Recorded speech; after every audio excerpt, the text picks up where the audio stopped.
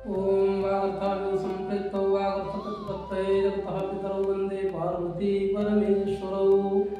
मित्राणि सर्वेभ्यो नमो नमः। मैं डॉक्टर घनश्याम मिश्र श्री पाराशर ज्योतिष केंद्र यूट्यूब चैनल पर आपका स्वागत अभिनंदन करता हूँ। मित्रों, जैसा कि हम भाव विचार पर वीडियो बना रहे हैं, हमने प्रथम भाव विचार पर 2 वीडियो बनाया, द्वितीय भाव विचार पर भी हमने 2 वीडियो बनाया, तृतीय भाव विचार पर हम 2 वीडियो बना चुके हैं। ये तीसरा वीडियो है। आप लोग ध्यान से पढ़िए, समझिए। हम जानते हैं कि तृतीय भाव से भाई बहन साहस पराक्रम का विचार किया जाता है। आइए हम चार्ट के माध्यम से जानते हैं। तृतीय भाव विचार पार्ट 3, ज्येष्ठानुज स्थिति पराक्रम साहसानिचा। जैसा कि हमने बताया कि तीसरे भाव से ज्येष्ठानुज यानी बड़ा भाई और छोटा भाई की स्थिति और पराक्रम साहस, इसका विचार करेंगे। सूत्र कह रहा है भ्रातृकारक। भ्रातृकारक कौन है? तीसरे भाव का भ्रातृकारक, तीसरे भाव का भ्रातृकारक मंगल है। मंगल राहु के साथ होने पर साजेश नीचगत हो तो अपने के बाद के सहोदरों का अभाव होता है। जैसा कि हम देख रहे हैं, मेष लग्न है, तृतीय हमारे बुध है, तो बुध 1 2 3 4 5 6 7 8 9 10 11 12। तृतीय बुध नीच राशि में अर्थात मीन राशि के हो। बुध कन्या राशि में उच्च के होते हैं, मीन राशि में बुध नीच के होते हैं। मिथुन और कन्या बुध का घर भी है। आइए जानते हैं भ्रातृकारक यानी मंगल राहु के साथ में हो। भ्रातृकारक मंगल राहु के साथ में है। साजेश यानी तृतीय कौन है? बुध नीच राशि में, मीन के राशि में है। ऐसा अगर योग है कुंडली में तो जातक के अपने से बाद के सहोदरों का अभाव होता है। मतलब जातक से बड़े भाई बहन तो होते हैं, लेकिन छोटे भाई बहन जातक के नहीं होते हैं।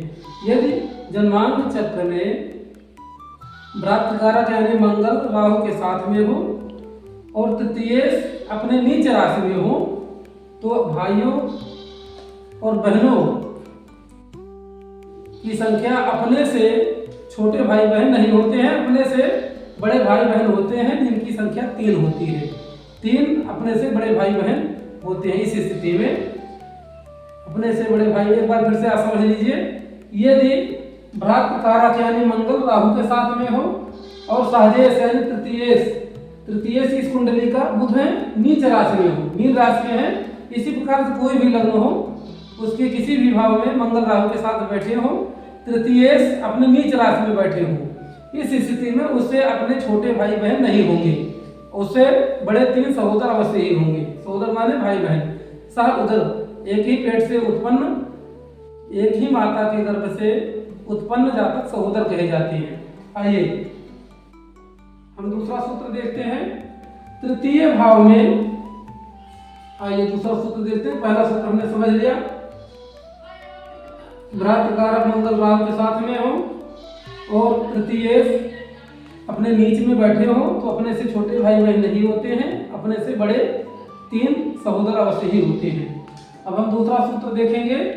तृतीय भाव में यदि सूर्य बैठा हो, कुंडली का तृतीय भाव, प्रथम भाव, द्वितीय भाव, तृतीय भाव, तृतीय भाव में कौन बैठा हो? सूर्य बैठा हो।